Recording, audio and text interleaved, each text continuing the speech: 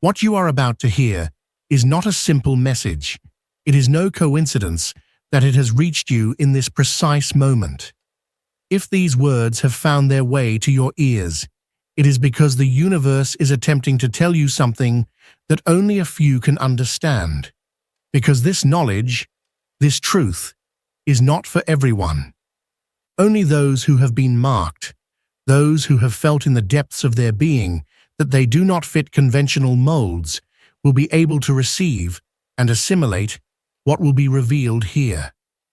From time immemorial, there have been people who, by their essence and their energy, have been different. Being one of them is not easy. It means living in a world that often does not understand you, that judges and points at you without truly knowing who you are. A renowned psychologist spoke of individuals who carry a special destiny, born with unique sensitivity and a mission greater than themselves. He understood that those who pass through the shadows of doubt, rejection, and suffering are precisely the ones destined for the greatest transformation. Perhaps you have felt attacked for no reason, hurt in ways you cannot explain. Maybe they tried to make you feel less, to diminish your light, to silence your voice. If they succeeded in making you doubt, if they made you cry, they never imagined that every tear you shed was not a sign of defeat, but the omen of something far more powerful. Before continuing, do something important. If these words resonate with you, if deep in your being you know this is no coincidence, leave an 11 in the comments right now. Do not hesitate or think twice. That number is not just a figure, it is an affirmation, a sign that your energy is in tune with the correct vibration, that the universe is responding to your awakening. Also, like this video and subscribe to the channel, because what I am about to reveal is not information for anyone. It is only for those prepared to receive it. Listen carefully. What they did when they tried to break you set in motion a process they can no longer stop. They believed that with their mockery, indifference, or betrayal, they could weaken you. They thought their words or actions could lock you into darkness forever. But they did not realize they were activating something inside you, now entirely beyond their control. The psychologist said one does not become enlightened by imagining figures of light, but by making the darkness conscious, and that is exactly what has happened to you. At the moment you felt the deepest pain, at the instant you thought everything was lost, you began a transformation process none of them can comprehend.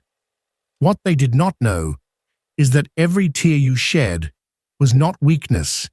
It was an alchemical process, a transmutation of energy that began to change your reality. It was not the end, it was the beginning. What once seemed unjust now becomes the fuel for your ascent. What once looked like betrayal now reveals itself as the missing piece of your destiny's puzzle. The process of individuation, becoming who you truly are meant to be, often begins in suffering, because through pain, truth emerges. The energy released by the pain of a chosen soul does not dissolve or disappear. It transforms into something vast and powerful. The very people who tried to extinguish your light will be forced to witness your growth with astonishment and disbelief. Now that the fire of transformation burns within you, those who harmed you begin to feel the weight of their actions. Not because you seek vengeance, but because universal laws operate in such a way that what was sown is now being harvested. What was sent toward you is returning to its origin with a force they never imagined. He said that all that irritates us about others can lead us to an understanding of ourselves, and perhaps even now, those who despised you, who minimized you, are facing their own demons, trapped in an energy they themselves created without understanding its reach. Look closely. Observe your surroundings. Things have changed. Those who once walked with arrogance now carry an invisible weight they cannot ignore. They sense that something is wrong. Their paths have filled with obstacles. What once came easily has become a constant struggle. They cannot explain the unease, the anxiety that surrounds them, the resistance they encounter with every step. They feel it, they intuit it, but do not know from where it comes. What they never understood is that energy always finds its way back to its origin. And now, that energy is in motion. And you, who once cried and once doubted your power, are beginning to awaken. Your transformation is inevitable, and what is coming will be something none of them can comprehend. They have tried to continue their lives as if nothing happened, but something invisible has shifted. They attempt to move forward, but each step becomes heavier. They try to repeat old strategies, but they no longer work as before. They do not see the connection between what they did and what they now live through. But you, yes, you know. You know that when a chosen one suffers, the universe responds. You know that when someone interferes with the purpose of a marked being, they are not only harming that person, but altering the balance of something far greater than they will ever understand. The psychologist spoke of the collective unconscious, of the deep connection between our actions and the energy we shape in the world, and that is precisely what is unfolding now. They thought they could toy with your destiny, attack you without consequence, belittle you without paying the price. Yet what they never imagined was that, in truth, they were writing their own fate with every action they took against you. Energy never vanishes, it only changes direction. And now, all that they sent toward you is returning with a force they cannot bear. But here is the most striking thing. You did not have to do anything. You did not have to fall into their game. You did not have to answer hatred with hatred or pursue revenge, because the justice of the chosen does not operate on the same terms as worldly justice. The justice of the chosen occurs on a level so high and so deep that those who attack them cannot even understand it. He said that what you resist persists, and now they are trapped in the same energy they tried to project onto you. They believed they could move on, as if nothing had happened, but in the depths of their being, they feel that something is wrong.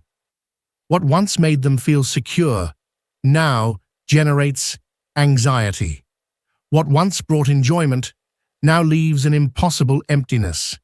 Those who laughed at your pain now carry a weight they cannot explain. Those who tried to make you doubt now live trapped in their own insecurities. Those who turned their backs now feel the world withdraw from them. This is not an accident. This is the manifestation of a truth that was always present. They should never have hurt you. But the most powerful thing is that you are no longer on their same frequency. What once wounded you no longer touches you. What once made you doubt no longer has power over you, because your tears were not in vain, because your suffering was not punishment but a process of transformation, because the universe never leaves a chosen one in the same place where they were wounded. Now that pain has become wisdom, now that sadness has transformed into clarity, now that what seemed a fall has proven to be the greatest impulse of your life, the only question left is what you will do with this new strength. What they never understood is that when they made you cry, when they tried to break you, when they thought their scorn, mockery, or betrayal could destroy you, all they achieved was to activate a force now entirely beyond their control. He explained plainly that one does not reach enlightenment by fantasizing about the light, but by making the darkness conscious. And that is exactly what happened to you. Every tear you shed was not a sign of weakness, but an announcement that you were entering the most important phase of your evolution. They thought their actions would weaken you, but in reality, they accelerated your growth. They thought they could diminish you, but they only made you stronger. They did not know that by causing you suffering, they were determining their own destiny. They did not understand that by touching someone with the energy you carry within you, they were invoking a response they can no longer stop. The tears of a chosen one are not like those of others. When a chosen person cries, they are not falling. They are letting go of what they no longer need. They are not being defeated. They are releasing accumulated energy to transform it into something far more powerful. They are not losing. They are preparing the ground for an ascent so great that those who harmed them cannot even comprehend it. What they never grasped is that the tears of a chosen are not an end, but a beginning.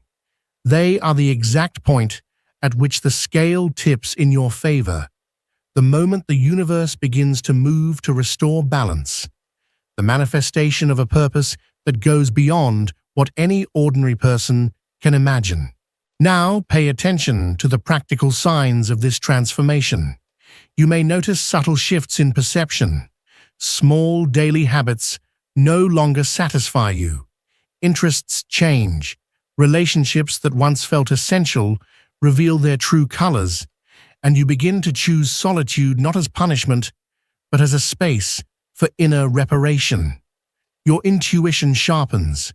You feel pulled toward truths that once felt distant. Dreams may become more vivid. Synchronicities may appear more often, and moments of silence can bring clarity. As you move through this passage, cultivate practices that honor the process. Allow yourself time for reflection and honest inventory. Journal what arises, questions, fears, small victories, and recurring patterns.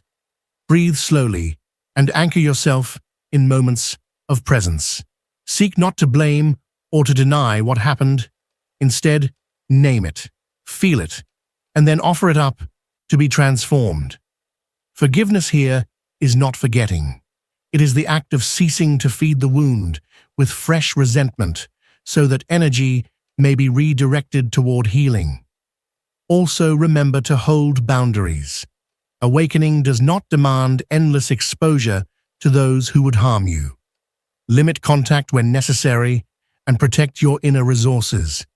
At times, you will be called to compassion, and at other times, to wise detachment. Discernment will become one of your greatest allies. Along with boundaries, cultivate daily practices that align with your soul. Reading that nourishes, movement that unblocks stagnation, creative expression that gives voice without words, and community that supports without draining.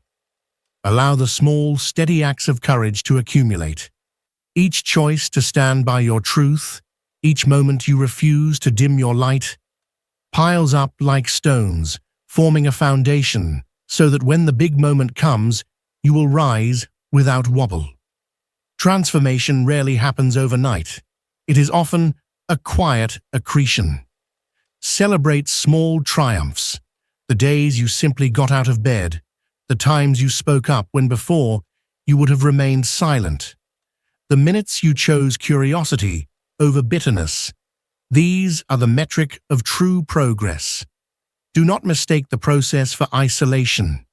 As you change, you will magnetize others who vibrate at your newly found frequency.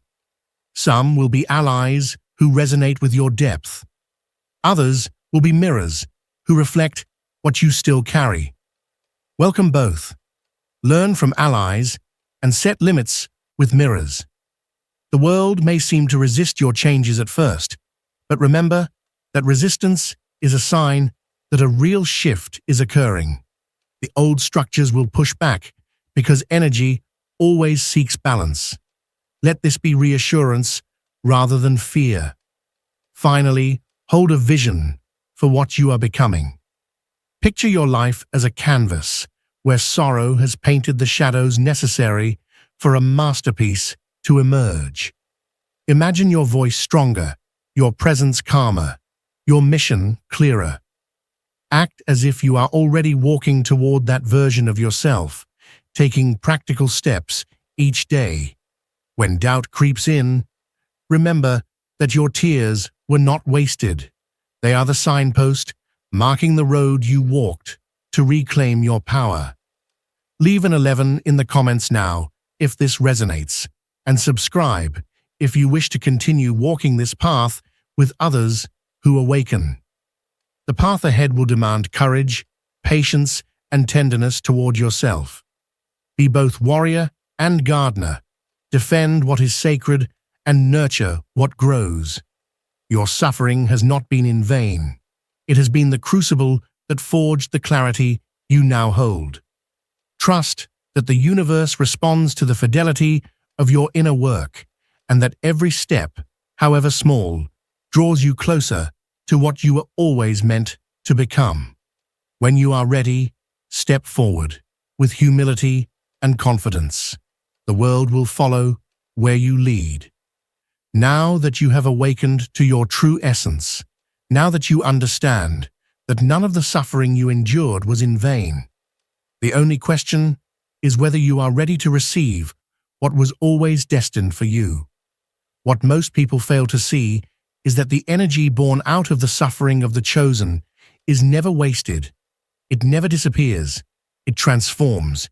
It becomes something greater, a force impossible to contain. What once appeared to be a loss now reveals itself as disguised gain. What once felt like humiliation has now become the push you needed to rise, and what you once saw as betrayal has been reshaped into revelation. Carl Jung said that the process of individuation, the journey of becoming who you truly are, often begins with a crisis, with a wound, with a moment of darkness so deep that it feels endless. But what Jung also knew is that this darkness is never the end. It is only the beginning of something far greater. And now you know it, now you feel it, because the fire of transformation has started to burn within you.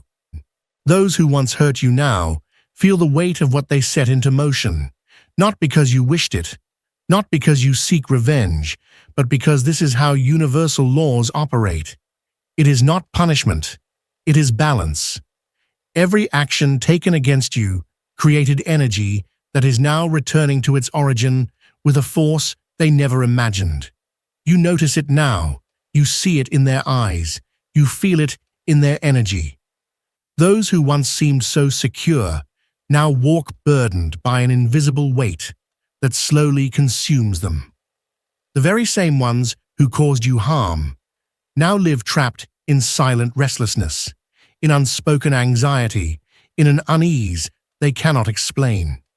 They do not say it aloud, they do not show it openly, but deep within, they know something is wrong, something has shifted, and there is a force at work they cannot stop.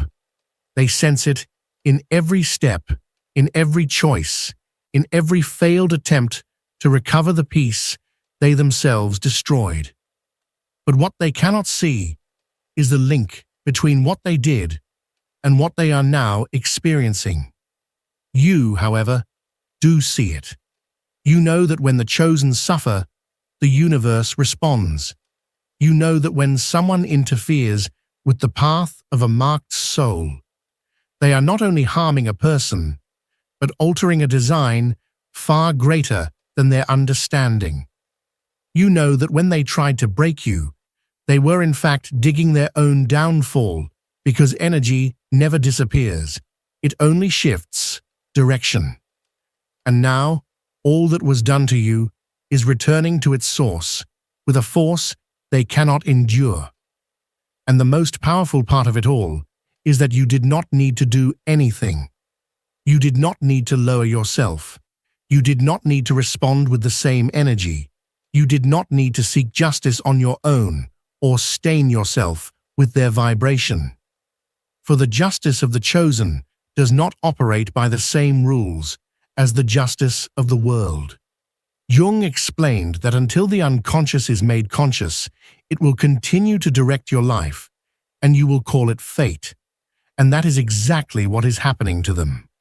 They remain trapped in a cycle from which they cannot escape because they do not understand that the energy they projected toward you never vanished. It merely changed course. They believe they can escape.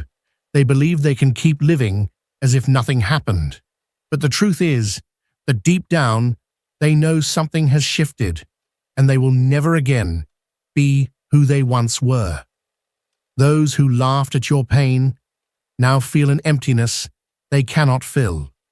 Those who made you doubt are now prisoners of their own doubts. Those who turned their backs on you now feel as though the world has turned its back on them. And this is no coincidence, no accident. This is the manifestation of a truth they refuse to accept. They never should have hurt you. But the most powerful part of this entire process is that now you no longer share their frequency. What once hurt you now cannot touch you. What once affected you now has no power. Every tear you shed was not in vain. Every sleepless night, every moment of uncertainty, every second of pain was part of a greater design, a process that has led you to awakening. Jung spoke of the shadow, that hidden part of ourselves we often avoid confronting. But you did not only face it, you transcended it, and now the universe will never leave you where you were wounded. Pain has been replaced with power. Sadness has been replaced with clarity. What once looked like a fall has revealed itself as the greatest push of your life. And now only one question remains. What will you do with this new force? Because now, chosen one, everything accelerates. The universe has cleared the path, and everything that once seemed stuck now begins to move with a force you cannot ignore. The energy has shifted, the burdens have been lifted, and what is coming is not merely a reward for what you endured, not merely the closing of a cycle.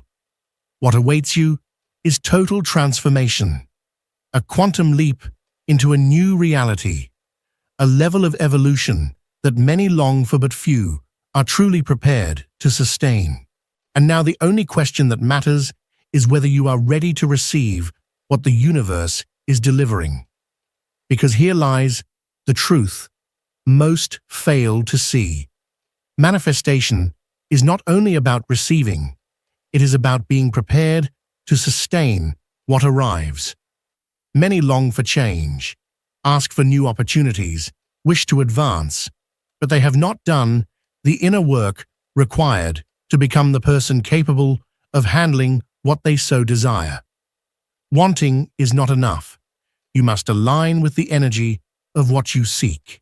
That is the difference between those who see their dreams materialize and those who chase them endlessly without ever grasping them. But you are not like them. You are not someone who merely dreams without acting, nor someone who waits for life to change without being willing to transform first. You have been tested, refined, molded by every challenge you faced. You walked through fire, and instead of being destroyed, you were strengthened. And now the universe waits for your answer, because what is coming will not be given to just anyone, but only to those ready to hold it without hesitation.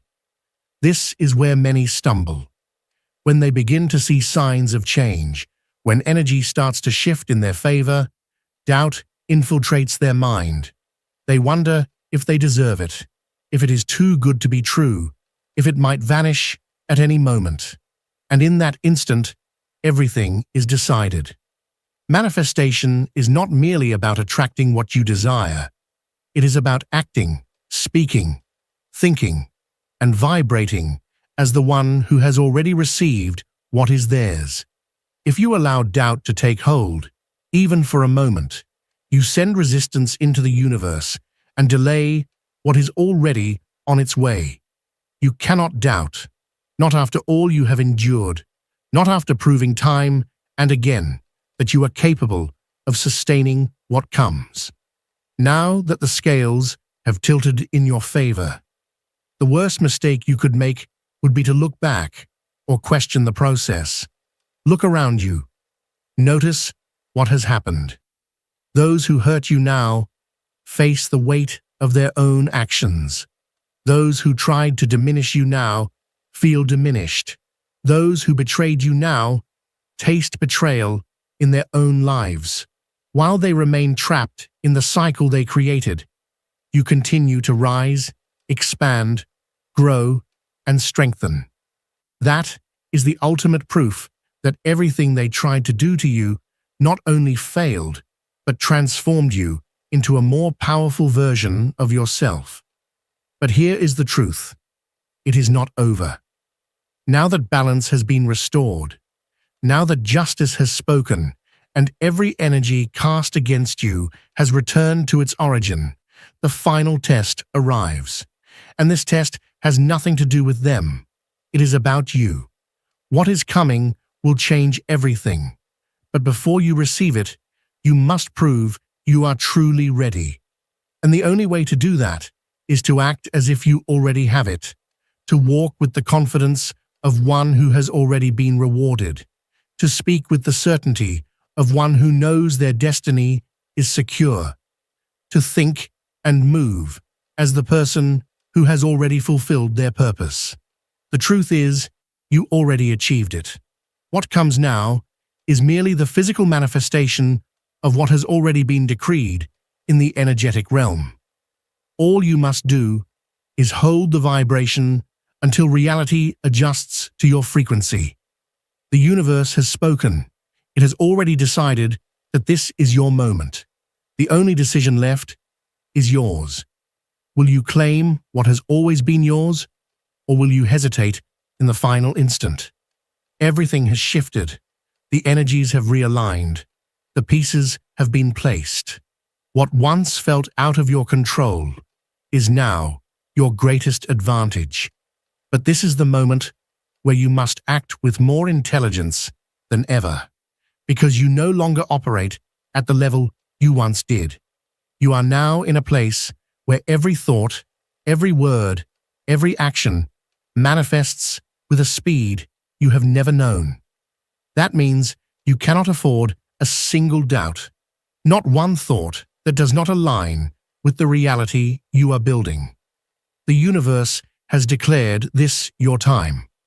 The only choice left is yours. Will you step forward with certainty, or will you allow fear to hold you back? Will you walk as someone who already possesses their destiny, or will you hesitate in the very moment of victory? The universe has already opened the doors. The energy is already aligned. Justice has already been served. Now the question is whether you will rise to meet it, because this is not merely the end of a path. It is the beginning of something far greater. This is irreversible transformation. There is no going back. The old self has been left behind. Now, the universe watches for your decision, and the only thing left is to move forward as the one who already knows. Everything you ever dreamed of is now within your reach. Subscribe to the channel, activate the notification bell so you don't miss any upcoming messages, and join us on this journey of transformation. As Carl Jung said, we do not become enlightened by imagining figures of light, but by making the darkness conscious.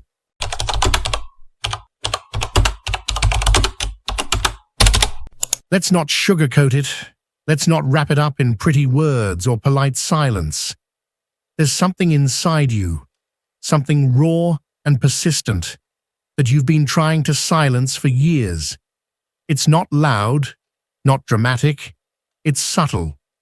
a dull hum in the background, an uncomfortable feeling that surfaces in the stillness, in those moments when everything seems fine on the outside.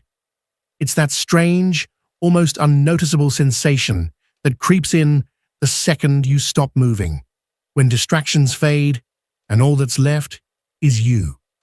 It's like your mind knows you're faking it, like your soul is sitting quietly in the corner, watching you with patient eyes, waiting for the exact moment to whisper, "You still don't get it, do you?"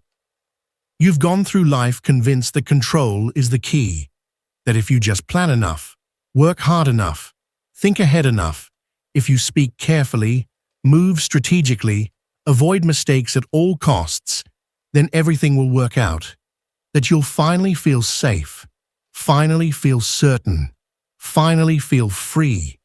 But what happens when, despite all that effort, things still fall apart? When even your best-laid plans collapse? What if the problem has never been a lack of control, but rather your constant obsession with having it? Look around. Really look. Watch the people who try to keep everything in order, who clutch at the invisible strings of what they believe they control. Can you see the exhaustion in their eyes, the strain in their shoulders, the way they breathe like they're holding it in, waiting for something to go wrong? Anxiety doesn't come from chaos. It comes from our desperate attempts to avoid it. Fear doesn't emerge from the unknown. It grows from the constant need to predict and shape what's coming. And how many times have you felt that pressure in your chest, not because something was wrong, but because you were trying so hard to make everything go right? How often have you found yourself gasping for air under the weight of your own expectations, not because life was unbearable, but because you couldn't allow yourself to just let go? Maybe you haven't realized it yet, but you're trapped, aren't you? But it's not the world that's holding you prisoner. It's not your job, or your family, or your past. It's not even your future. You're trapped inside of you, in a version of yourself you've tried to bury, a part you've labeled dark, or wrong, or broken, a part you've tried to silence with spiritual jargon, or Instagram affirmations, or busy schedules. But that part of you, it hasn't left. It's still there, watching, waiting, smiling even. Because it knows something you've forgotten, that one day you'll have to stop running. And when that day comes, surrender won't mean defeat. It won't be the end. Surrender will feel like exhaling after years of holding your breath. It'll be like standing in the middle of a storm, letting your broken umbrella fall from your hands, and finally letting the rain soak you to your core. That's not weakness, that's freedom. That's the moment when healing begins, when truth steps in, when you stop pretending and start living. You don't know it yet, but your fight against life is exactly what's keeping you from experiencing it.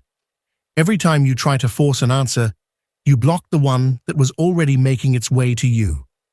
Every time you insist on a direction, you build a dam in the flow of something much wiser than you. Do you see the irony? You've spent so long thinking control equals maturity. But maybe control is just fear in disguise, the clearest sign that you don't trust life at all. You can't control the ocean, but you can learn to swim. You can't stop the rain, but you can choose whether to dance in it or run for cover. And what I'm telling you now isn't just poetic fluff or spiritual fluff. It's the truth most people run from because it's inconvenient, because it forces you to accept that you are not and never were the center of the universe. You are not the master of time. You're not even the full author of your own story. You are here not to dominate, but to participate, to be present. What hurts is not life.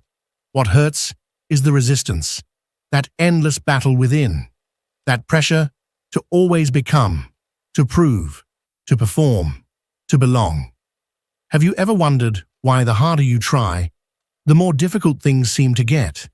Why the more you chase something, the further it drifts away? It's because sometimes the act of chasing itself is the barrier. Life isn't punishing you. Life is responding to you. And when your energy is tense, controlling, fearful, what you receive in return is resistance, pressure, pushback. Life isn't something you own. It's something you live. And living isn't the same as managing or controlling every outcome. Living is daring to not know. It's making mistakes. It's freezing up. It's sitting in silence and realizing that you don't have it all figured out. And that's okay, because no one does, not really. And yet, only the brave ones are willing to admit it. Only the courageous ones are willing to let go of the wheel and discover that the river always knew where it was going.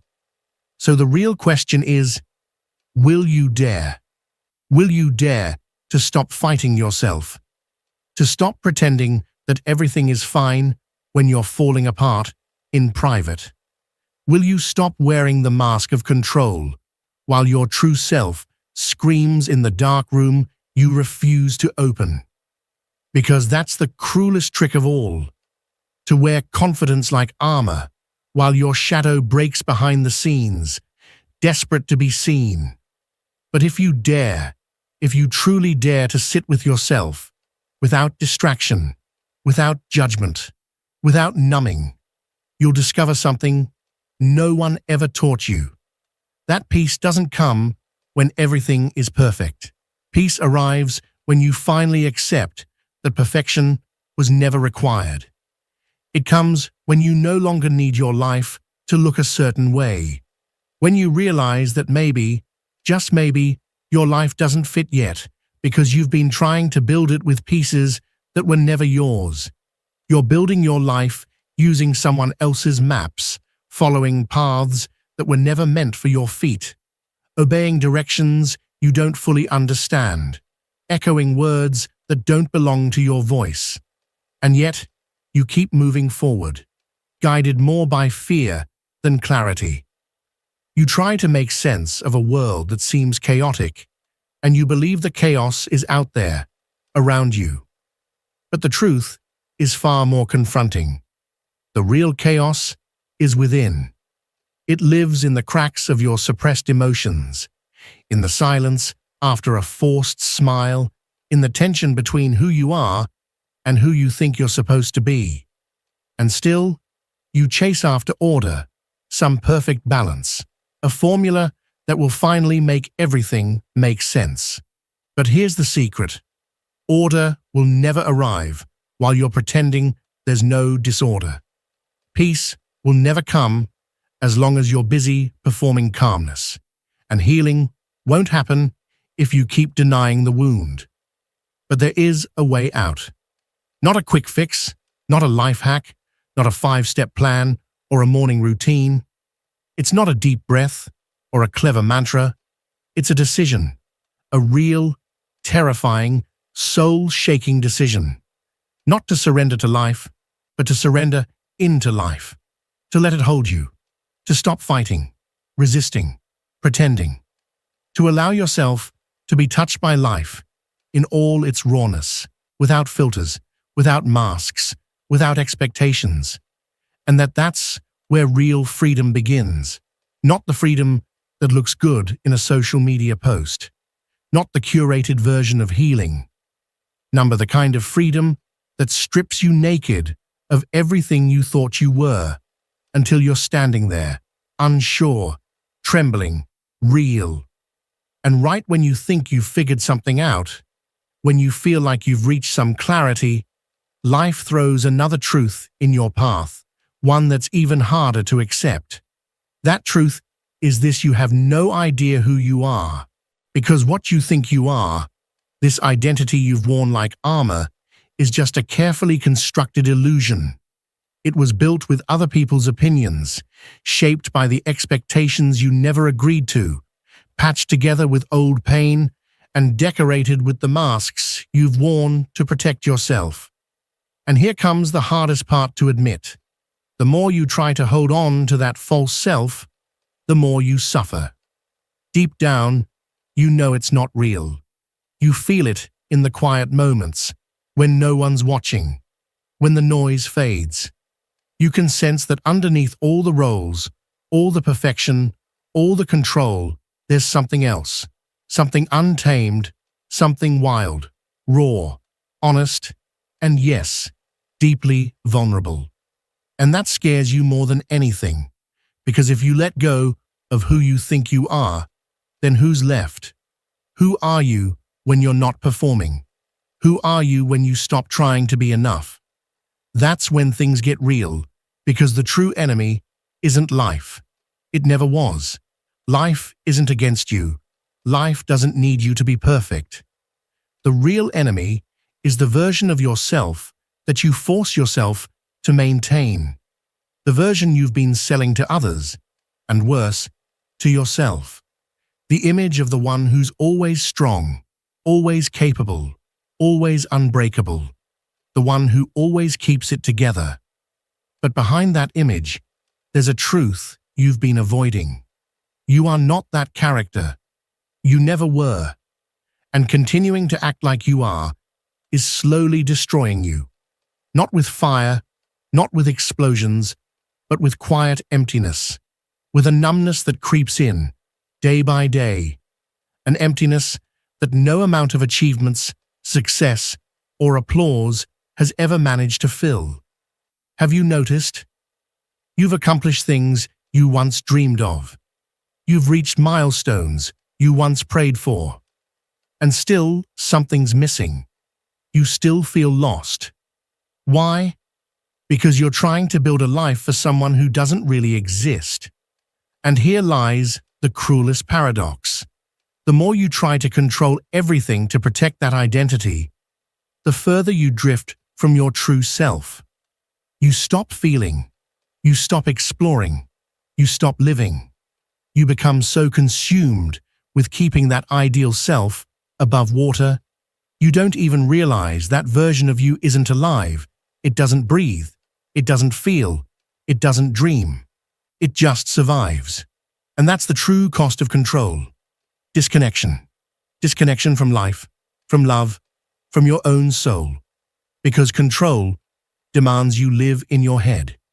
It asks you to think more than you feel, to analyze everything, every step, every word, every interaction.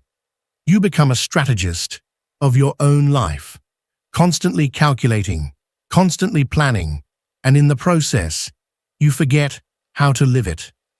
But there's something deeper, something darker. The reason you can't let go of control isn't just fear. It's guilt. Yes, guilt. Somewhere inside you, there's a part that truly believes you don't deserve to flow. That ease is something to be earned, not something you're worthy of. That if you're not constantly fighting, you're failing. That if you're not suffering, you're not growing. So you keep pushing. You keep performing. You keep tightening your grip, even when your soul is begging you to let go. And maybe, just maybe, it's time to listen to that voice. Not the loud one that demands perfection, the quiet one, the one that whispers in moments of stillness, the one that remembers what it feels like to just be without having to prove anything to anyone, not even yourself. That voice knows something true. You were never meant to live this guarded, this disconnected, this numb. You were born to feel deeply, to love freely, to be wildly human, messy, imperfect, alive. And somewhere under all the roles, beneath the guilt and the noise and the fear, that you still exists. And she's not asking for control. She's asking to be seen. You were conditioned to believe that life is supposed to hurt, that peace is suspicious, that if you're calm, something must be wrong. And the most painful part? You believed it. You bought into the lie that you only have value when you're struggling, that your worth depends on how much pain you can endure while still pushing forward. You learned to associate strength with suffering, to equate exhaustion with success, to see stillness as laziness. You were told that peace is for the weak, that embracing the present is careless, that not fighting means giving up. But that's not true. You've confused surrender with defeat. You've mistaken flow for passivity. You've labeled authenticity as chaos. And none of that is your fault. You were trained meticulously, repeatedly, to believe those things. Since you were little, they taught you to hide your shadow, to push down your anger, to mask your sadness. They told you that showing emotion made you fragile, that feeling deeply was dangerous, risky, something to avoid. So, you learned to control, to monitor every reaction, to filter every thought, to second-guess every decision. You even learned to control your breathing, your posture, your presence, just to avoid being too much, too real, too you. But you weren't born to be a machine. You didn't come here to live in survival mode, to merely exist inside a script written by fear. You came to feel, to expand, to stumble and fall and get back up without shame. You came to love with your whole heart. You came to live, not to endure. But to truly live, you first have to let go of who you think you are. And I know that's terrifying. Shedding the controlled image you've carefully maintained feels like a kind of death. And in many ways, it is. But it's the death of illusion, not of you. It's the necessary death of everything false so that something real can finally breathe. Because only when the character dies can the person be born. Here's something no one has told you in simple words.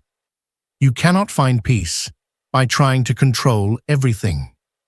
Peace doesn't come from perfect plans or constant effort. Peace isn't something you build, it's something you allow.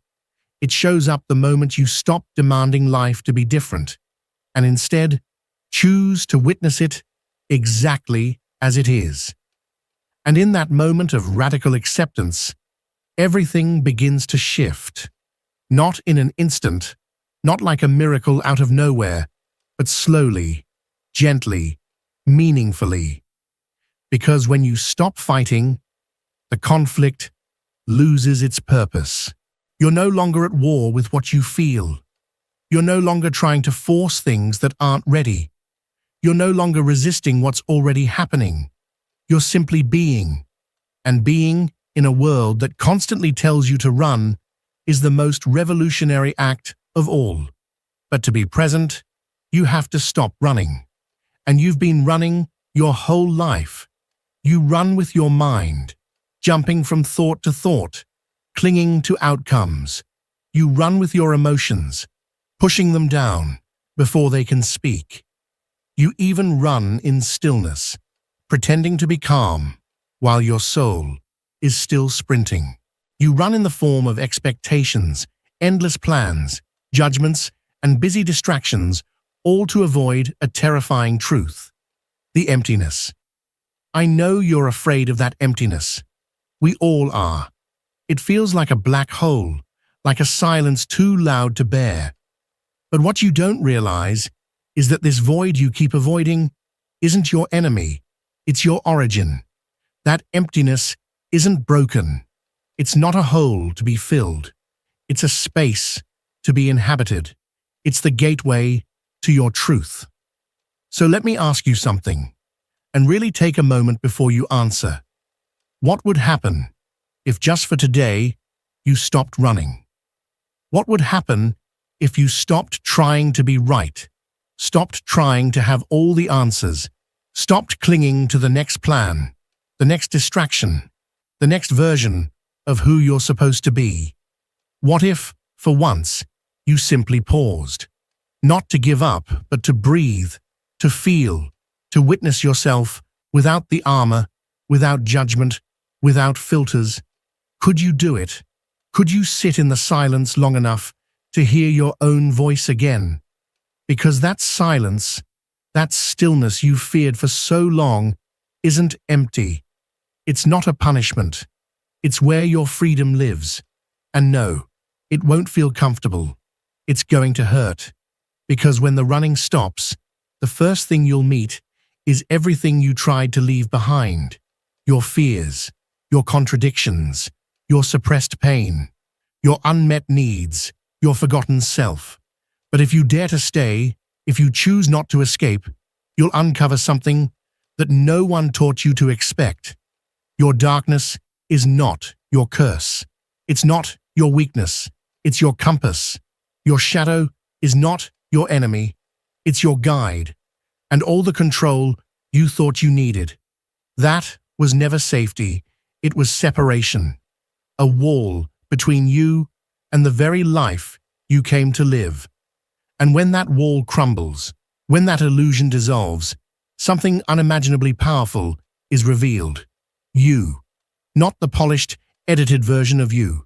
Not the one who performs or hides or tries to be acceptable. Just you. Without masks, without roles, without fear. And in that raw, unfiltered presence, life finally begins. True life. Not a performance, not a survival game. Real, breathing, unpredictable life. And just when you think you've reached the bottom, that you've hit the deepest part of your soul, you realize there's more. Because the silence you feared, it wasn't the end. It was the doorway. It was the threshold to everything real. The true journey begins the moment there's nothing left to prove. When you no longer feel the need to justify your existence. When you can simply exist. No explanations, no defenses, no escape. That's when you finally come home to yourself. Can you even imagine it? Truly, try to picture this for a moment. A life where you don't have to constantly justify yourself, where you can breathe without questioning whether you're doing it right, where every decision doesn't feel like a test you might fail. Not because you've become flawless, no, not at all, but because for the first time, you've made peace with not being perfect. And that changes everything.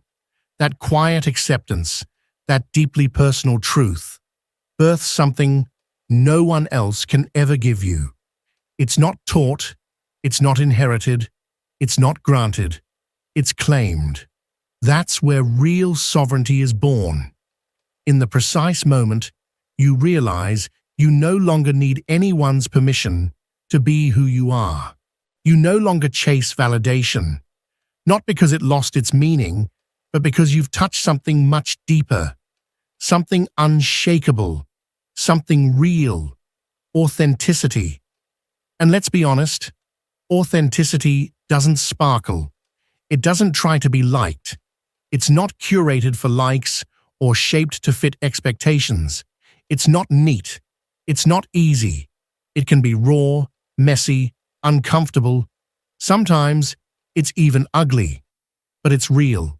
It's yours. It's the part of you that doesn't dress itself up for approval. The part that doesn't play nice just to be accepted. It's the voice that grows stronger the moment you decide to stop performing and start living. Because you can only find your truth when you finally get tired. Tired of faking. Tired of pleasing. Tired of shrinking yourself to fit into boxes you never chose. And in that fatigue, something powerful happens. You begin to unmask. You begin to come home to yourself. You begin to remember who you were before the world told you who to be. That's when a real human being is born. Not the one who copies spiritual quotes or fills their feed with empty inspiration. No, I'm talking about the one who's been shattered more times than they can count, and somehow keeps rising. The one who has danced on the edge of despair, who has walked right up to the abyss and stared down their fears, not because they're fearless, but because they know there is no greater fall than abandoning yourself. And do you know why this changes everything? Because from that place, that raw, unedited, courageous place, you no longer need to control everything. You stop trying to manipulate outcomes. You begin to trust, not in some magical future, not in blind hope, but in yourself. You start believing in your own strength, in your own resilience. You start realizing you have the right to be here, as you are, without apologies. You begin to understand that you don't need to have all the answers to move forward. Because sometimes, not knowing is the highest form of maturity. If you can stand still, in the middle of uncertainty, if you can be fully present without needing clarity, then truly, there's nothing left to fear. And when that clicks into place, your entire way of seeing the world shifts. You don't become louder. You become deeper, more grounded, more still. People around you notice. Something about you has changed, but they can't put their finger on it. And it's simple. You're no longer trying to prove anything. You've stopped negotiating your worth. And that, right there, is magnetic. Not because you're demanding attention, but because you can finally give it without fear, without armor. Because now, you can see without flinching. You can stay without running. You can be without pretending. And that kind of presence, that quiet, rooted, powerful presence, radiates. It speaks before you open your mouth. It moves everything without a single word. The energy of someone who has come home to themselves is impossible to ignore. And now look at you. You're here. You've made it this far. You've stayed with this message until the end. And that says so much about you. That tells me, and more importantly tells you, that there's a part of you that's done surviving. A part of you that no longer wants to live on autopilot. A part of you that's ready, truly ready, to stop controlling everything and finally start living. Not as a poetic idea, not as something pretty to post, but as a quiet revolution, a conscious surrender, a sacred acceptance. Because surrender isn't the end of your story, it's the beginning. It's the part no one else can write for you. It's the chapter only you can live. And so, if something stirred in you during this video, a tightness in your chest, a flicker of recognition, a whisper in the back of your mind, honor it. Don't ignore it. Write it down. Not for me, for you. Or, if you feel called to share it, leave a comment below with just one sentence. I dare to let go. That's all. No need to explain. Just that, I dare to let go. If this video stirred something in you, subscribe, but not out of habit. Do it only if you want to keep exploring this version of yourself that doesn't need control to feel alive. Turn on the bell if you want these messages to find you when you need them the most. And if you know someone who's stuck inside their own invisible cage, send this to them. Don't explain anything, just send it. Sometimes a single sentence at the exact right time can crack open a wall that once felt eternal.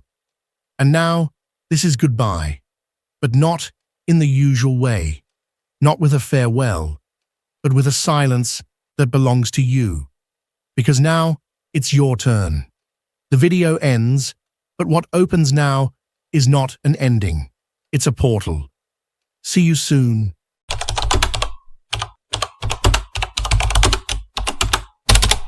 Why is it so hard to forget someone who has hurt us? Is it the heart, the mind, or something even deeper that keeps us tied to the past? Perhaps you've tried to move on, filling the emptiness with new experiences, convincing yourself that it no longer matters, and yet somehow that memory lingers like a persistent shadow that refuses to fade. Have you ever wondered why this happens? Today, we are going to explore an answer that goes beyond the superficial, diving deep into the hidden corners of our mind and soul. To truly understand why certain people and experiences remain etched into us despite our strongest efforts to let them go, we must look beyond what is visible. One of the greatest minds in psychology, Carl Jung, dedicated his life to deciphering the mysteries of the unconscious. His work left us with profound insights into why we cling to certain relationships and why emotional wounds can feel impossible to heal. This video is not just for those who seek to forget, but for those who wish to heal, to better understand themselves, and to reclaim control over their emotions. Imagine this. You're lying in bed, the lights are off, and silence surrounds you. The world outside is quiet, yet your mind refuses to rest. The memories of that relationship, of the laughter, the pain, the words left unsaid, come rushing back as if everything had just happened yesterday. Perhaps you find yourself wondering, why couldn't things have been different? What could I have done to avoid the pain? Why did I allow someone to have so much power over me? This cycle of thoughts is not a coincidence. It is a reflection of something deeper within you, something unresolved that is asking to be understood. And you are not alone in this. Many people have gone through relationships that left deep emotional scars, and despite what society tells us, that time heals all wounds, the truth is far more complex. Time alone does not heal what we carry inside. A wound left unattended does not simply vanish. It lingers beneath the surface, shaping our emotions and decisions in ways we may not even realize. Jung's teachings remind us of a crucial truth. What we do not process consciously remains in our unconscious. It does not disappear.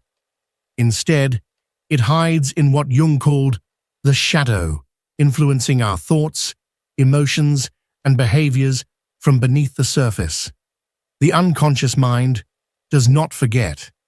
Everything we have not faced, everything we have not fully processed, gets stored in this vast and hidden space within our psyche. And it doesn't just stay there. It finds ways to manifest in our daily lives, often without us realizing it. This is why, even when you consciously want to forget that person, something inside you resists. The emotional connection, the shared experiences, and even the pain itself become echoes that continue to reverberate deep within you. At the core of Jungian psychology is a concept that is key to understanding why we struggle to let go: the shadow self. The shadow is the part of our unconscious that holds all the experiences, emotions, and desires that we have repressed or ignored. It is made up of everything we find too painful, too uncomfortable, or too difficult to face directly. And when we go through a painful relationship, especially one that leaves us feeling abandoned, betrayed, or unworthy, these emotions often get buried in our shadow rather than fully processed. But the shadow does not stay silent. Instead, it influences us in subtle but powerful ways, through recurring memories, intrusive thoughts, and even patterns of behavior that keep us stuck in cycles of pain. This is why some people find themselves drawn to similar toxic relationships over and over again. It is not mere coincidence. It is the unconscious mind recreating past wounds, seeking resolution, pushing us towards situations that mirror what we have not yet healed. According to Carl Jung, the shadow is that hidden part of ourselves that we often choose to ignore or suppress. It encompasses all the aspects of our personality that we deem unacceptable, uncomfortable, or unworthy: our deepest fears, insecurities, unfulfilled desires, and unresolved wounds. These are the fragments of ourselves that we push into the unconscious because they feel too painful or too difficult to confront. However, the shadow does not simply disappear. Instead, it manifests in our interactions with others, particularly in relationships that are intense, emotionally charged, or conflict-ridden. Jung suggested that what we reject in ourselves often gets projected onto those around us. In other words, when we feel deeply hurt by someone, it is not always just about what they did or said. More often than not, the real pain stems from what they revealed about us, about the parts of ourselves we have yet to acknowledge. Imagine, for instance, that the person who hurt you represented something you fear within yourself. Perhaps their actions triggered your deep-seated fear of abandonment, exposing a desperate need for companionship that you have long refused to recognize. Or maybe their rejection did not just wound you in the present moment, but rather reopened an old emotional scar, one that you have carried since childhood, yet never fully healed. The shadow acts like a mirror, reflecting back to us the aspects of our psyche that we have buried in the depths of our subconscious. When someone unknowingly triggers this reflection, the intensity can be overwhelming. It is as if we are being forced to confront a version of ourselves that we would rather not see. This is why letting go of pain becomes such a difficult process. The suffering is not solely tied to the other person. It is intricately linked to what they have unearthed within us. So, I ask you, what do you think that relationship revealed about you? What part of yourself have you yet to accept? Reflecting on these questions is not easy, but it is the first essential step toward true healing. Jung famously stated that, "Until you make the unconscious conscious, it will direct your life, and you will call it fate." This means that as long as we avoid confronting the emotions, wounds, and projections that emerge from our relationships, we will remain trapped in the same repetitive cycles. But there is hope, because once we bring our shadows into the light, not only can we release the pain, but we can also learn from it. This leads to an even deeper question. Why do we seem to repeat the same stories in our relationships, especially the painful ones? Jung provides us with a fascinating answer. Our psyche is shaped by archetypes, the universal patterns that reside within the collective unconscious. These archetypes function like invisible guides, influencing our emotions, thoughts, and most significantly, the way we navigate our relationships. In harmful or toxic relationships, certain archetypes tend to emerge in predictable ways. One of the most common is the savior, a person who feels an overwhelming need to rescue or fix others. At first glance, this role might seem noble or selfless, but beneath the surface, it often masks a deep insecurity, the need to feel needed in order to validate one's own existence. On the other side of this dynamic, we find the victim, someone who identifies with suffering and helplessness, believing that their well-being is dependent on others. This archetype naturally attracts the savior, leading to a relationship built on mutual dependency. Over time, however, this dynamic becomes unsustainable. Then, lurking in the shadows, there is the villain. This figure arises when unhealed wounds manifest as aggression, control, or manipulation. Often, those who play the role of the villain have been wounded themselves, and they perpetuate cycles of pain as a form of self-protection. These archetypes do not exist in isolation. They interact, fuel each other, and create complex emotional patterns. For example, a person who identifies as the savior may initially feel fulfilled by helping someone they see as the victim. But as time goes on, they may begin to feel drained, unappreciated, or taken advantage of. This resentment can eventually transform them into the villain in the eyes of the victim, leading to a cycle of blame, hurt, and disillusionment. This destructive loop is more common than we realize. But the real question is, why do we fall into these patterns time and time again? Carl Jung explained that unconsciously, we are drawn to people who reflect our deepest wounds or patterns we have inherited from our families. If you experienced rejection during childhood, you might find yourself attracted to emotionally distant individuals. This is not a coincidence. Rather, it is as if your psyche is trying to recreate the scenario in which the original wound occurred, hoping to resolve it. Imagine it like this. A person who grew up feeling that they had to earn their parents' love might seek a romantic partner who is cold or indifferent, believing that if they can finally win their affection, they will heal that old wound. But instead of finding comfort, they fall into an endless cycle of rejection and despair, reinforcing the very pain they wish to escape. The key to breaking these patterns lies in making the unconscious conscious. Jung famously said, "Until you make the unconscious conscious, it will direct your life and you will call it fate."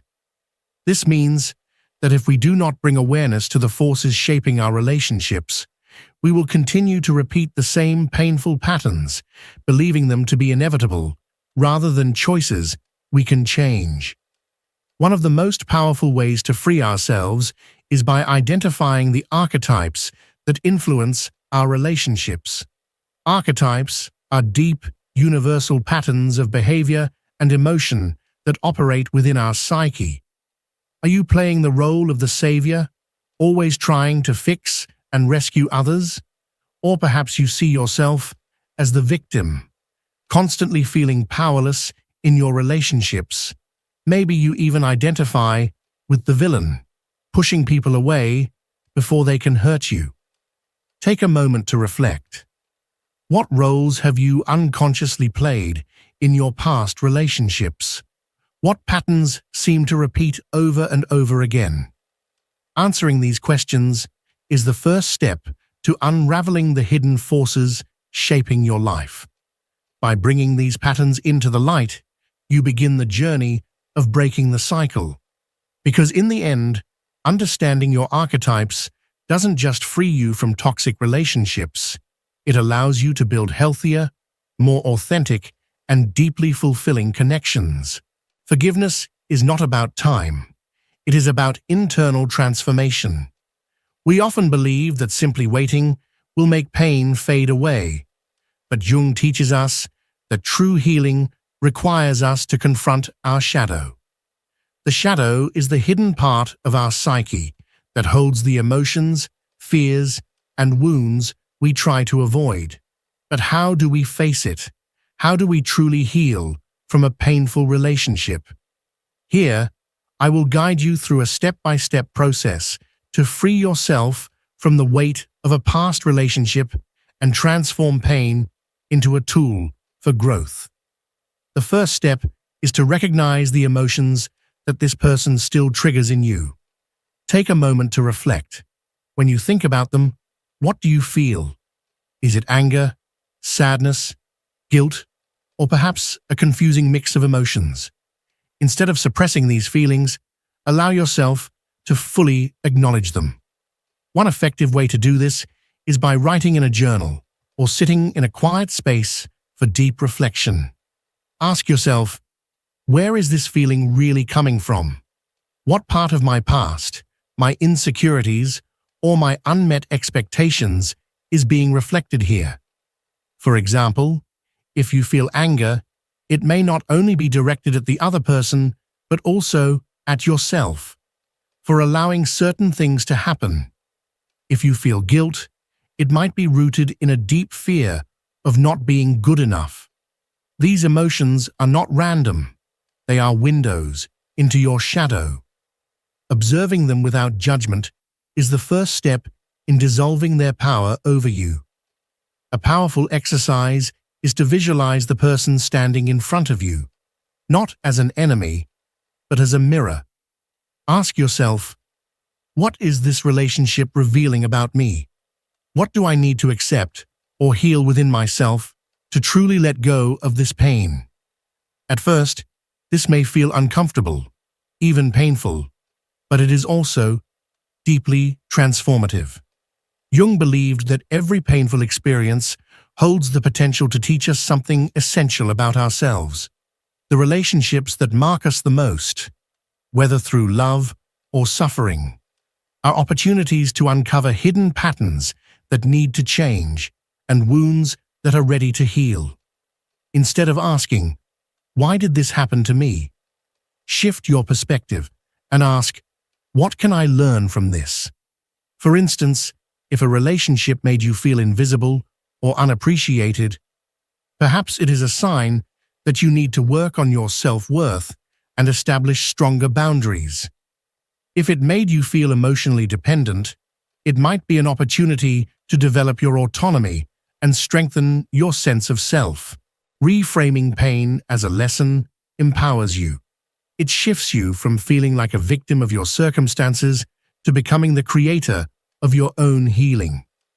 In the end, to forget is not to erase, but to reconnect with yourself in a way that makes the past lose its power over you. Carl Jung described this process as individuation, the journey toward emotional awareness and the integration of all aspects of our psyche. It is a path of self-discovery that requires us to embrace both our light and our shadow, acknowledging every hidden corner of our being. By doing so, we cultivate a deeper, more solid connection with ourself, that complete and authentic version of who we truly are beneath the layers of conditioning and fear. Individuation demands commitment and courage. It is not an instant transformation, but rather a gradual unfolding of self-awareness. Each small step matters. You can begin by carving out time for self-reflection, exploring your passions, and nurturing the aspects of your life that you may have neglected. Engage in activities that nourish your soul, whether it's meditation, painting, writing, or simply reconnecting with nature. These practices do more than just provide temporary relief. They initiate a profound healing process. In doing so, you come to a life-changing realization. Peace does not come from external validation or circumstances. It emerges from within. As Jung wisely stated, "He who looks outside dreams, but he who looks inside awakens." This is your moment of awakening. By turning inward, you do not merely seek answers. You rediscover yourself. You reconnect with an inner strength that has always been there, waiting to be acknowledged. So I ask you, what are you willing to do to embark on this journey toward your true self? Because forgetting is not an end. It is a beginning. It marks the start of a path toward a fuller, more authentic life, one in which you take center stage, not the wounds of the past. To rewrite the past does not mean changing what happened. Instead, it means transforming how we interpret it. The power that a painful experience holds over us is often not in the events themselves, but in the narrative we have built around them. The stories we repeat in our minds, the ones where pain, guilt, or frustration take center stage, can become emotional prisons, trapping us in suffering long after the events have passed. But here's the truth. You are not your past. You are not the sum of your wounds. You have the power to reshape your story, to extract wisdom from your struggles, and to reclaim your personal narrative. The moment you choose to reinterpret your past through a lens of strength rather than victimhood, you take back control. You become the architect of your own transformation. So, what will you choose? Will you continue to be defined by the echoes of yesterday, or will you step into the power of your own healing. Carl Jung invites us to take a different approach, to transform our narrative into a bridge toward growth and self-discovery. Think of your past as if it were a book. For a long time, you have been rereading the same chapter, one marked by wounds, regrets, or reproaches. However, that chapter is not the entirety of your story. It is merely a single part of a book that you are still writing. So, what would happen if you chose to take the pen into your own hands and continue writing from a new perspective? Instead of focusing on what you lost or the pain you endured, you could shift your attention to what you learned, the strength you uncovered within yourself as you overcame that suffering. One of the most transformative exercises for this process is visualization. Close your eyes and picture that person standing in front of you. But this time, do not see them as an enemy, nor even as someone who still causes you pain. Instead, imagine them as a fading image, one whose presence is gradually losing its intensity. Visualize their figure dissolving, like a cloud dispersing into the vast sky. Now, in the empty space that remains, plant a seed. That seed symbolizes your future. It is a reminder that you have the power to grow, to flourish beyond what you have lived through. Watch as that seed takes root and begins to sprout, transforming into a strong, vibrant tree, full of life. Every day, that tree stands as a testament to your ability to move forward, to become wiser and more resilient. Rewriting our personal narrative does not mean diminishing the pain we have endured. Instead, it means redefining its significance. Rather than viewing that chapter as something that defines your entire existence, you can choose to see it as the moment that set your transformation in motion. Perhaps that relationship taught you about your boundaries, about what you truly deserve, or about your remarkable capacity to endure and overcome hardship. When you reframe your past in this way, its weight begins to lessen. That experience no longer remains an open wound, but instead becomes a scar, one that tells a story of resilience. To forget, then, is not to erase what happened, but to release the emotional burden attached to it. It is allowing the past to rest where it belongs, as a chapter in your journey that helped shape who you are today. By letting go, you create space for new beginnings, for healthier relationships, and for a deeper, more authentic connection with yourself.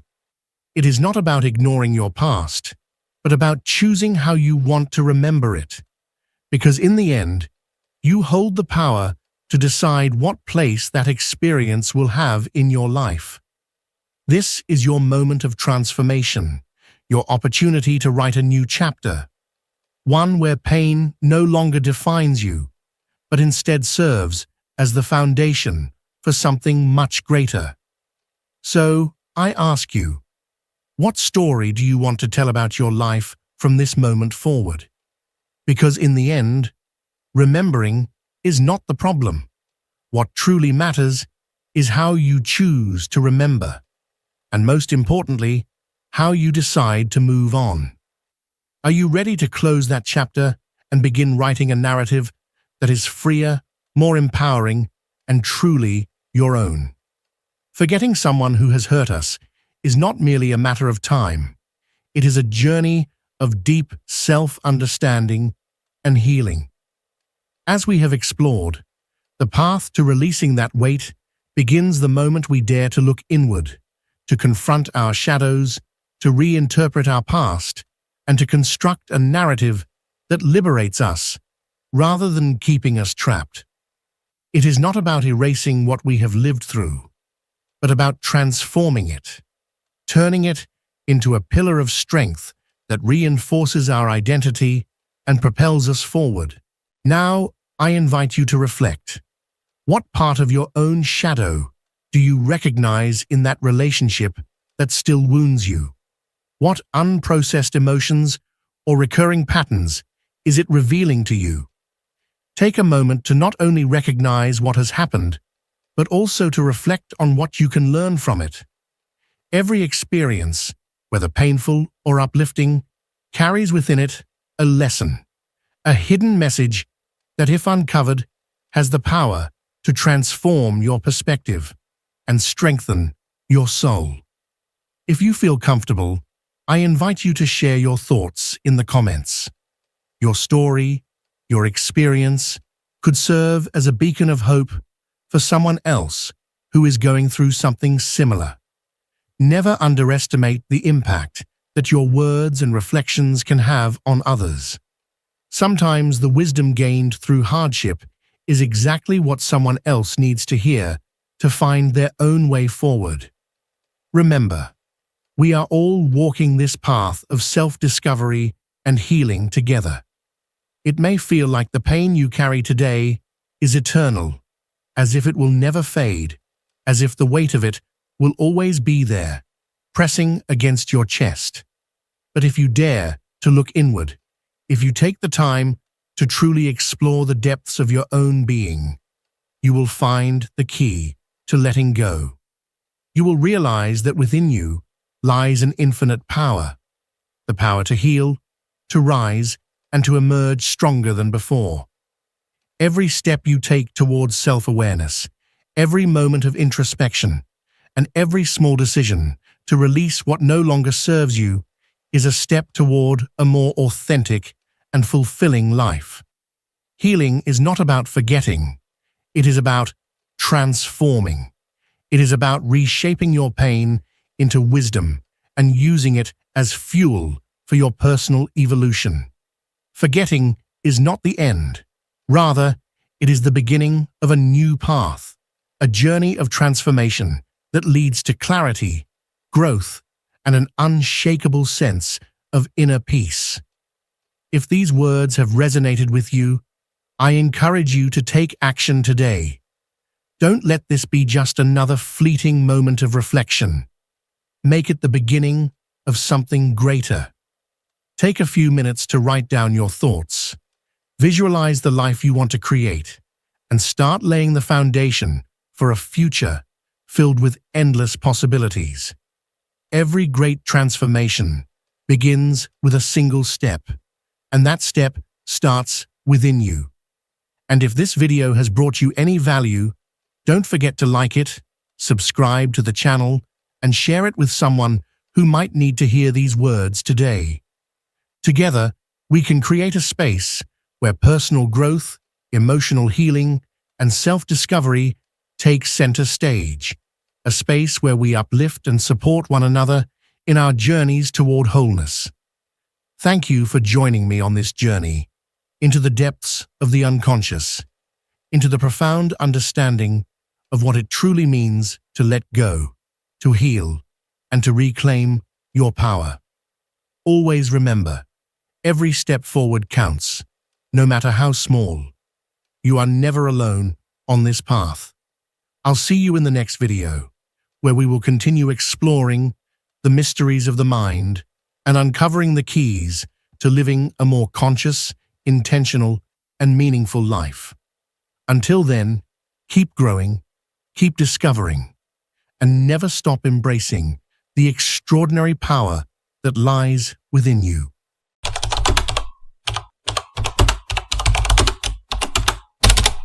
Have you ever noticed that sometimes your most powerful words are the ones that never leave your lips? Imagine just for a moment, what would happen if you stopped playing along with the dynamics that are draining you? What if you suddenly said, "No more," walked away, and reclaimed your silence?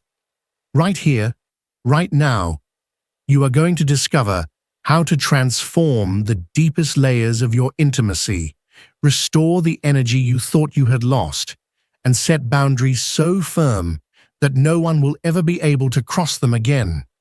If you stay with me for the next few minutes, you will begin to understand why silence can be your sharpest weapon against those who have been feeding off your constant availability. And I want to start with something that perhaps no one has ever told you this clearly before. Your endless availability is not love. It is not kindness. It is not virtue. It is, in fact, a refined form of self-betrayal. Every single time you say yes, when everything inside of you screams no, you are cutting away pieces of your own soul as if it were infinite. Every time you respond immediately to that message that irritates you, every time you justify yourself when you owe no explanation to anyone, you are diminishing your own essence. But your soul is not infinite in the way you imagine. It can be exhausted. Carl Jung expressed this truth in a way that shakes us to the core.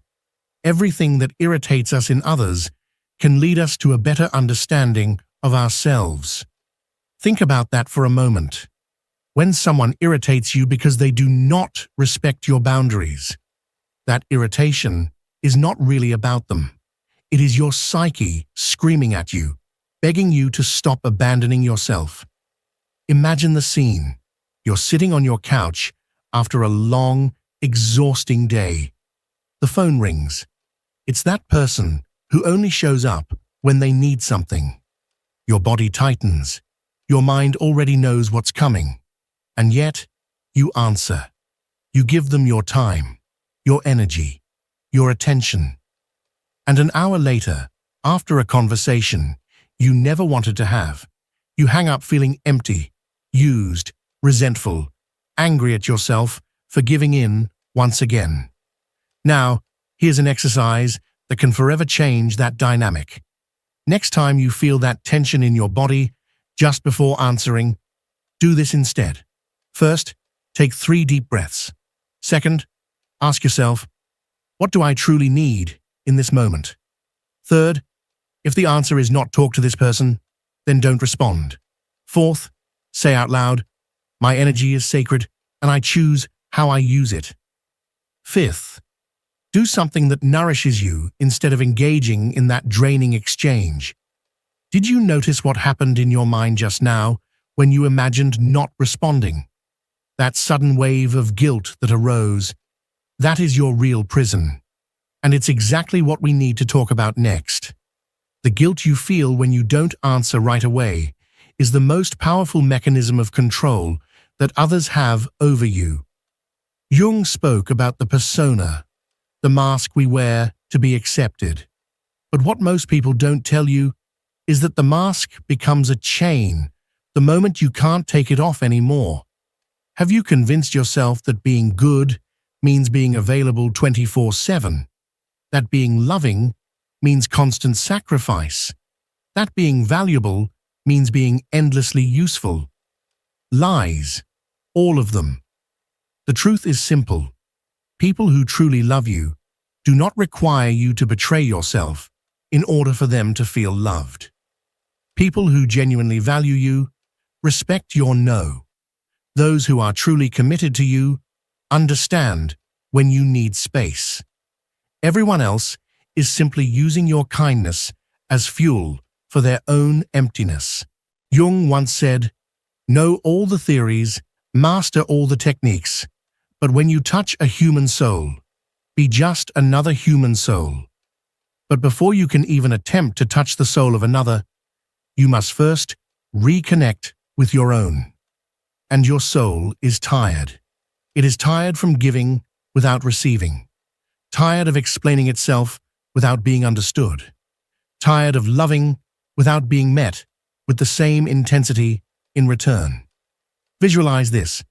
Picture yourself 5 years ago, the version of you who said yes to everything, who apologized for existing, who felt guilty simply for having needs. Now imagine standing before that version of yourself and whispering, you do not have to earn love by being convenient. You do not have to prove your worth by being useful. Your existence alone is enough. What do you feel as you imagine that scene? This brings us to your second transformative exercise. For the next 3 days, before committing to anything you don't genuinely want to do, you're going to practice what I call the sacred space technique. Step 1. When someone asks something of you, respond with, "Let me think about it, and I'll get back to you." Step 2. Go to a place where you are completely alone. Step 3. Place your hand over your heart and ask your body what it truly needs. Step 4. If the answer is rest, say no. If the answer is authentic connection, say yes. Step 5. Act on that answer without justifying yourself. Feel that resistance rising within you right now? Perfect. That resistance is the voice of years of conditioning, demanding you stay small. And that is exactly what we will confront next. Your constant need to be understood is, in reality, another form of control. Every time you obsessively explain yourself, every time you justify your decisions, every time you try to make others see things from your point of view, what you are really doing is trying to control how they perceive you. Jung called this the inflation of the ego. You believe that if you find the right words, you can control how others see you, but you can't. And as long as you keep trying, you remain enslaved to their approval. Jung wrote, "The meeting of two personalities is like the contact of two chemical substances. If there is any reaction, both are transformed. But when you are the only one who keeps transforming, adjusting, bending to accommodate the other, that is not a relationship. That is absorption. You are allowing yourself to be absorbed." Think back to the last time you tried to explain to someone why you made a decision that was clearly good for you, but they didn't like it. Remember the frustration, the exhaustion, the feeling of talking to a wall. That is exactly what happens when you try to control the perception of others instead of simply living your truth. Here's the most liberating exercise you will do this year. For 1 full week, you will not explain a single one of your personal decisions. When someone asks why you did something, you will simply say, "Because I decided to." Step 1. Breathe deeply when you feel the urge to explain. Step 2. Remind yourself that you owe no explanations to anyone. Step 3. Respond calmly. "That's what I decided." Step 4. Change the subject or walk away if they insist. Step 5. Repeat to yourself, "My life does not require the approval of others to be valid." Can you sense how that one simple phrase could change your entire world? This brings us to another truth you must face. The solitude you fear so much is not your enemy. It is your greatest teacher. Jung understood that individuation, the process of becoming who you truly are, requires periods of separation from the collective. You must withdraw from the external noise in order to hear your inner voice. But you have been conditioned to fear solitude as if it were a disease, as if being alone meant something was wrong with you. More lies. Solitude is not abandonment. Solitude is the laboratory where your authenticity is forged. It is in those moments of absolute silence that your soul finally speaks, without the interference of others' expectations, without the noise of external opinions, without the pressure to please anyone but yourself. Jung once wrote, "Solitude is not found in being alone, but in accepting the world." And accepting the world includes accepting that not everyone will understand your journey. It includes accepting that some people will walk away once you stop being useful to their needs. It includes accepting that the price of authenticity is to be misunderstood by those who only ever knew you through your mask. Visualize this moment. You are alone in your space, no external noise, no demands, no one asking for your energy, only you. your breathing, and your most honest thoughts. What arises in that silence? What voice have you been suppressing with so much busyness, so much availability, so much rushing to please? This is where your fourth transformative exercise comes in, what I call your sacred hour. Every day, for 1 hour, you will disconnect completely from the outside world. Step 1, turn off all devices. Step 2, go to a place where you cannot be interrupted. Step 3, sit in silence and observe what thoughts and feelings emerge. Step 4, do not judge what arises. Simply observe.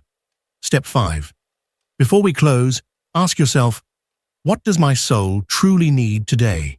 And then listen carefully to the answer. Does the idea of spending just 1 hour with yourself, in silence, without distractions, terrify you? That fear is the very reason why you must do it. It is the mirror showing you where your growth lies. In the next step, we will go deeper into why that moment of solitude is not only necessary, but transformative. And if you've made it this far, if you feel something deep is already stirring within you, write the word individuation in the comments so the algorithm understands that this type of content is meaningful to you and can bring you more moments of awakening like this. Now, let's move into perhaps the most uncomfortable, but also the most liberating point.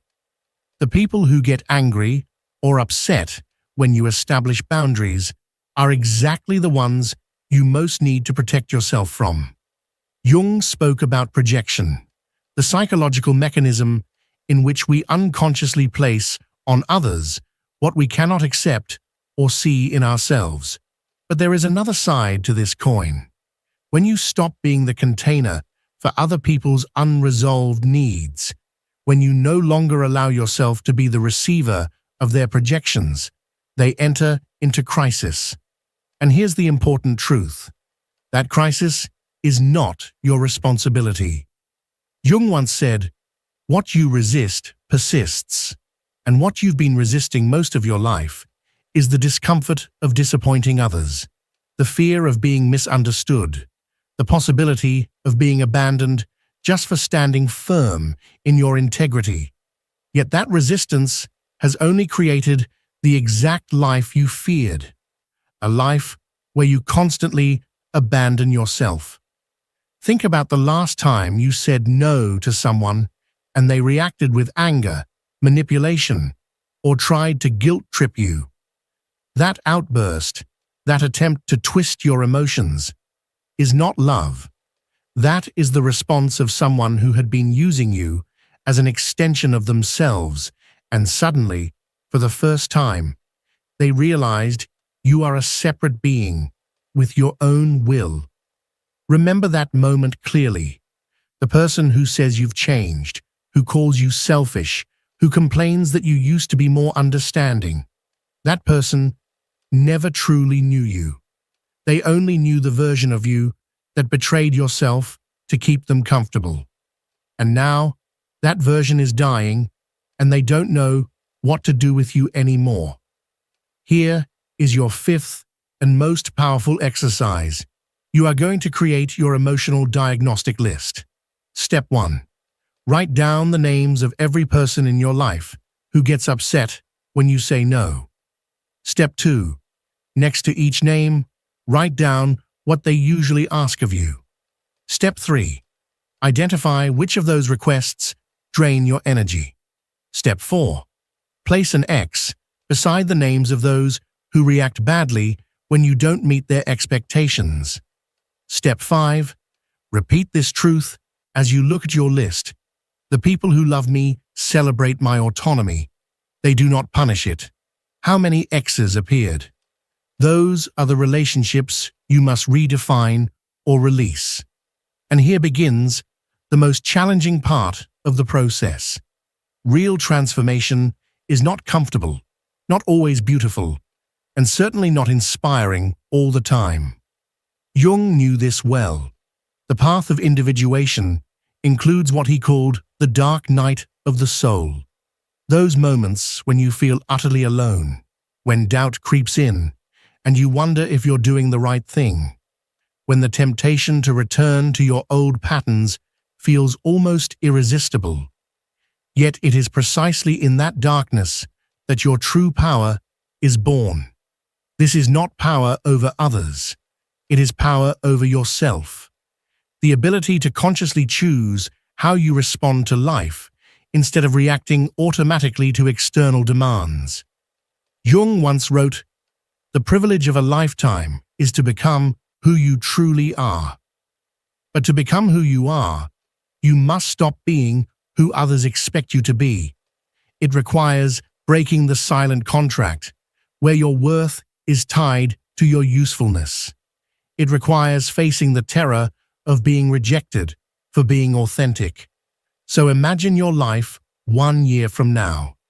Imagine yourself saying no without guilt. Imagine being in relationships where your energy is respected, where your boundaries are honored, where you don't need to betray yourself in order to feel loved. Imagine waking up every morning, knowing that the day ahead is yours, and that you no longer have to live according to the weight of other people's expectations. How does that vision feel in your body? That expansion in your chest, that deeper breath, that sensation of relief. That is your soul reminding you who you really are. That is the part of you you've kept prisoner while trying to please a world that will never give you the approval you've been searching for, because the approval you seek has always been within you. The path toward your emotional freedom is not something you can walk by making small, gradual adjustments. It is a quantum leap.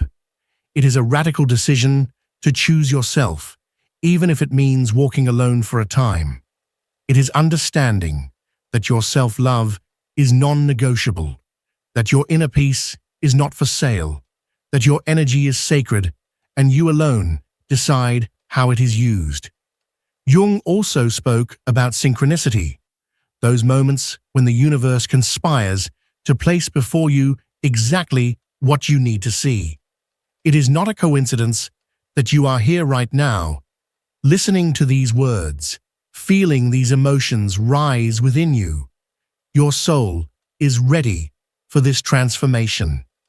The real question is not whether you can change, but whether you will allow yourself to change. Because to change means to let go. It means saying goodbye to the version of yourself who believed that their worth depended on being endlessly available. It means letting go of relationships that only functioned because you were willing to disappear inside them. It means accepting that some people will prefer the comfortable lie of the old you, rather than the uncomfortable truth of who you are becoming. But it also means something extraordinary. It means waking up each morning as your own best friend. It means having authentic conversations with people who see you and celebrate you as you are. It means channeling your energy into what truly matters, rather than wasting it on what others believe should matter to you. It means living from your center rather than from external expectations. Individuation is not a destination. It is a continuous process of choosing yourself, again and again. It is the decision that your well-being is more important than the comfort of others. It is the recognition that you did not come into this world to fulfill anyone else's expectations, but your own, aligned with your deepest truth. And here lies the most beautiful paradox. When you stop trying to be loved by everyone, you become irresistibly magnetic to the right people. When you stop being available for everything, you become invaluable to what really matters. When you stop explaining yourself constantly, your presence speaks louder than 1,000 words. Your silence becomes your most powerful declaration. Your absence becomes your most meaningful presence. This is what Jung meant when he spoke of individuation. It is not about becoming someone else. It is about ceasing to pretend you are someone you are not. It is about peeling away the layers of conditioning, removing the masks of compliance, shedding the disguises of convenience until you finally touch the essence that has always been there, waiting to be recognized, waiting to be honored, waiting to be fully lived. The world does not need another person who says yes to everything. The world needs your authentic no, your sacred boundaries, your protected energy, and your conscious presence. The world needs your truth, not your convenience, your strength, not your servitude, your wholeness, not your fragmented availability. And you need to remember that you are already enough, that your existence requires no justification, that self-love is not selfishness, but responsibility, that your well-being is not optional, but fundamental. Your boundaries are not walls.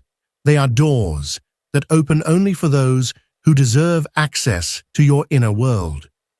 The transformation you are experiencing right now is not random. It is your soul's response to silent betrayals, to years of abandonment disguised as kindness, to years of living for others while disconnecting from yourself. Your psyche is awakening. Your true self is emerging. Your inner power is remembering its own magnitude. You do not need permission to change.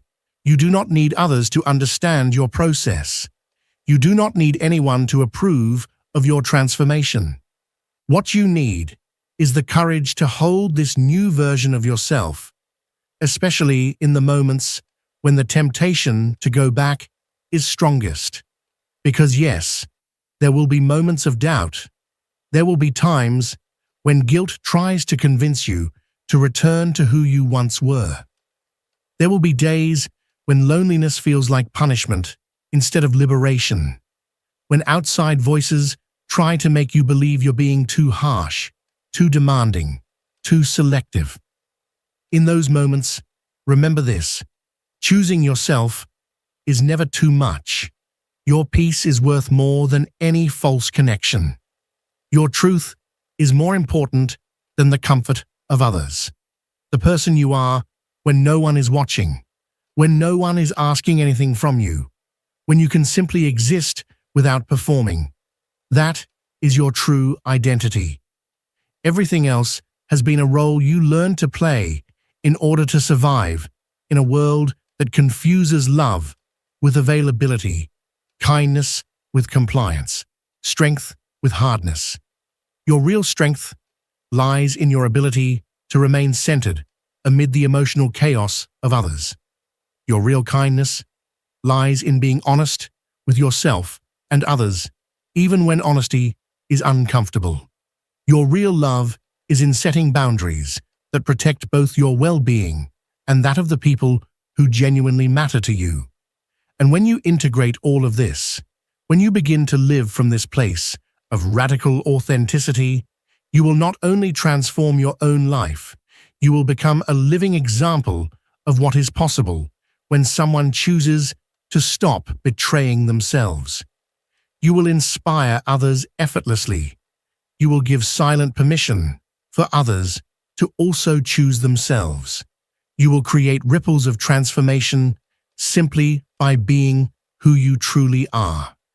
This is your invitation to a life where you no longer need to recover from your own choices, because every choice comes from your truth. A life where you no longer need to manage other people's emotions, because everyone is responsible for their own inner state. A life where you no longer need to prove your worth, because you already know it deeply within. That emotional freedom you feel right now, that expansion in your chest, that weight beginning to fall away, that is your true self, celebrating its release. That is your soul recognizing that you are finally choosing self-love over external approval, authenticity over convenience, integrity over popularity. And now you know the great truth Jung understood decades ago, individuation is not a selfish act. It is the most generous thing you can do for the world. Because when you live from your authentic center, you bring forth your purest gift. When you stop draining your energy in toxic dynamics, you have more to give to what truly matters. When you stop living according to the expectations and demands of others, something extraordinary begins to happen within you. You no longer feel the constant need for approval, the exhausting effort to please, or the subtle fear of rejection. Instead, you begin to connect with others from an inner fulfillment, rather than a desperate need to fill a void. This shift is no small one. It is one of the most profound transformations a human being can experience, because it completely transforms the way you relate, not only to others, but also to yourself. At first, the process may feel strange, even uncomfortable, because you have been conditioned for so long to conform, to hide parts of yourself, or to give more than you receive. But as you allow yourself to settle into your own truth, you begin to notice that your relationships take on a new quality. They become freer, more authentic, more genuine. You no longer establish them out of fear of loneliness or in the hope that someone else will complete you. You enter them because you are already whole, because you have discovered that you carry within you a source of strength, love, and clarity that no one can take away from you. This understanding is the essence of emotional liberation. When you no longer depend on others to feel worthy, when you no longer allow the opinions of the outside world to define your identity, you reclaim your power. You stop being a prisoner of external validation and begin to live guided by a much more reliable and stable inner compass. And the beauty of this transformation is that it doesn't separate you from others. On the contrary, it allows you to connect with them more deeply, without masks, without fear, without the chains of dependency. If you are going through this process now, honor it. You may find it difficult at times, because the world around you often insists that you return to old roles, old patterns, and old identities. But every step you take toward a fulfilling life is a step toward freedom.